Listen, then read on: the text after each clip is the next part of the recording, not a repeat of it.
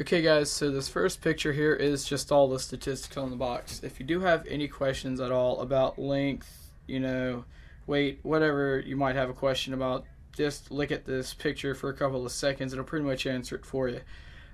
Being that this is a Cybergun box and partially King Arms box, as it is licensed through Cybergun, of course you're going to have the .12 gram BB FPS reading up there, but the readings themselves are actually pretty accurate. Going on to the actual second picture here is just a picture of the King Arms logo. Thought it would be nice to throw in there for you guys. And then after that, we actually have one of the logos on the box that actually signifies that this gun is licensed through Cybergun and it's actually trademarked by F. Hurstel. So it's always something cool to have on the box, just to show you that these are legitimate trademarks. After that initial opening of the box, you got your two instruction manuals. Both pretty much show you the same thing. After that, first thing you will see when you open up the box, besides the gun, is this charger. Look at it and throw it away. Next thing you're going to see is the 8.4 battery. This is nickel metal hydride, very standard 1100 milliamp battery. After that, we have the front sight adjusting tool. You'll rarely ever have to use this. After that, we have the unjamming rod. Just long enough for the gun, nothing really special here. Okay guys, so in this clip, I just show you how to load the magazine. Being that this is such an oblong magazine, and quite frankly the first tie cap I've had to deal with a p90, I thought it was worth showing you guys how to load this mag, as I didn't know how to in the first place. So essentially, down there by the front of the magazine, on the bottom side of it, you'll have a trap door. Easily opens and closes. Only way to open that is by pulling that spring all the way back, which is not the easiest thing to do.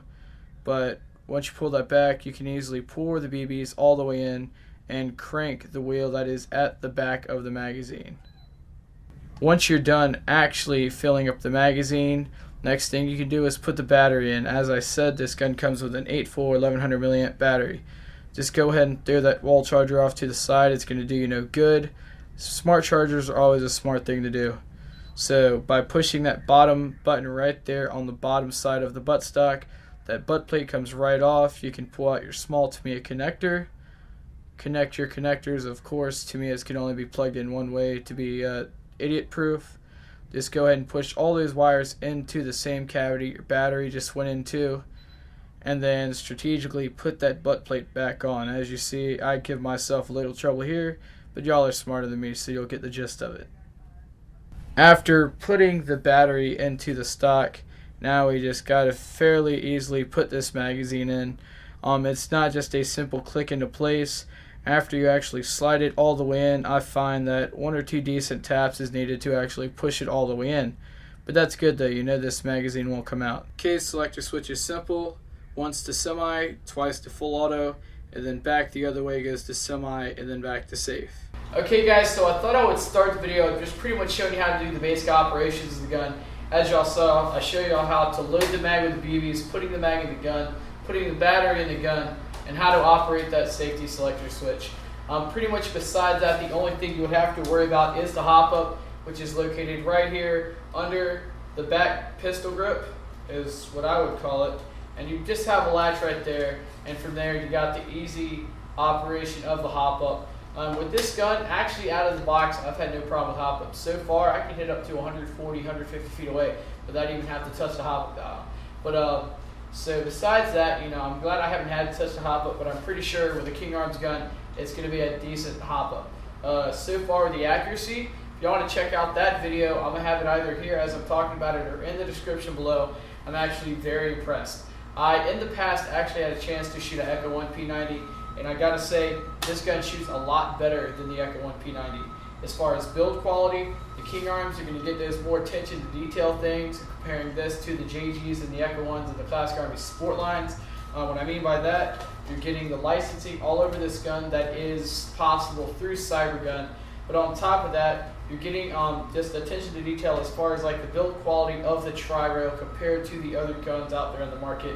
You're just getting these simple things that make the gun that much better, that if you're a P90 fanatic, would probably make you go towards this gun more towards the cheaper alternatives like the Echo 1 or the JG. Besides that, diving right into the cons here, I have three main ones that I think, King Arms, being King Arms, should have tackled before they released this gun. Those three are rate of fire, FPS, and battery space. Yes, this being a P90, battery space is going to be limited, but I figured, King Arms could have probably taken that extra step or found a way to make extra space back there. But going right into the FPS, being that the P90 is such a short gun, yes, it is bullpup, but it's that one gun that, since it is bullpup, it makes it very easy to use with one hand. Puts more weight in the back, even though this gun is relatively heavy for its size. It makes it that gun that you wouldn't mind, taking two out to the field, or just one-handing it while you have your pistol out for those close-range shots. So, FPS, I really would have liked to seen it at 330, but King Arms just kept it right there at 370, just like they did their King Arms M4s. So I'm kind of disappointed at that, and then that kind of rounds up into the rate of fire. King Arms, they put a really good motor in their M4. I could have seen them doing the same thing for the P90, but they did not. They shoot the same FPS, but this gun is only getting not even 10 rounds per second compared to the 14 to 15 rounds per second you get out of the King Arms M4 out of the box. So I was really disappointed. P90 is one of the guns you want to see a higher rate of fire out of, as since it is a smaller gun, and in real life it's got a decent rate of fire. So those are my three main gripes about the gun. But besides that, as I said, this being King Arms, they have a little bit more attention to detail with the build quality. It is made in Hong Kong, not in China. So, of course, you're always going to get a little bit better everything when it's coming from Hong Kong instead of just China in general. So, overall, though, I got to say I like the gun a lot. Would I buy another one? I don't know. For $220, I'd have to take this gun to the field a lot to see if it would prove itself to me. But overall, though, it's definitely my favorite P90 that has been released so far. I say that as because I don't have the $300 to $400 it would take to find, let alone buy a Tokyo Brewery P90. And going on to the lower side of the $150 to $200 range, you got the JGs, the Echo ones, and the Classic Army Sport lines. I just don't mess with those. They've all got really bad selector switch problems. They've all got hop-up problems. So King Arms, in my mind, is your best choice as far as P90s on the market, and I'm glad I was able to review one.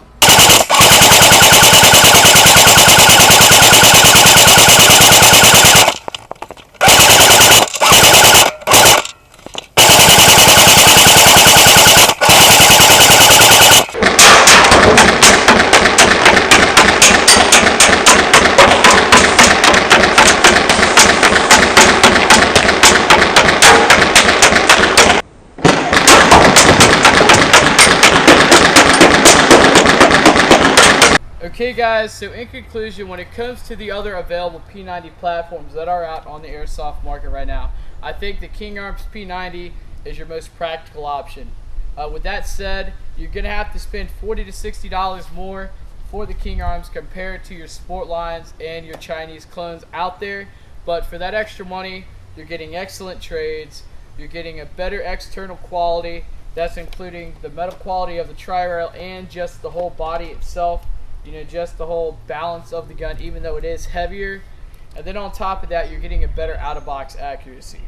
With all those components, I think you're definitely getting a more skirmish-ready P90 compared to its competitors. Overall, though, I think the cons can be pretty damaging depending on your type of play. If you're a CQB player, you're going to have to do at least $20, $30 of work to this gun, even if you do all your own tech work. I would say right out the box, you would have to at least, put in a better spring. Something that's going to get you that 330 to 350 FPS that most CQB fields are going to require you to shoot. With this gun shooting 370 out the box, a lot of fields aren't even going to look at this gun and consider it. So if you want to be able to take this out to your CQB field, be aware that downgrading the FPS is going to have to be done to do so. With that also said, it's got a very low rate of fire. If you're someone that likes to have that nice rate of fire, this gun is shooting right under 600. So rate of fire is nothing. It's going to be nothing for this gun. But if you can look past those gripes and the fact that this gun is pretty heavy for its size, I think that you're getting a really good gun. Okay guys, so I have enjoyed my time with this King Arms P90.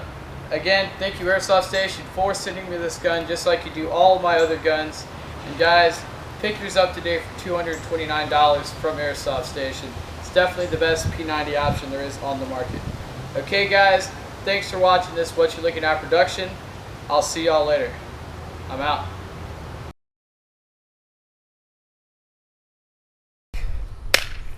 Three, two, one.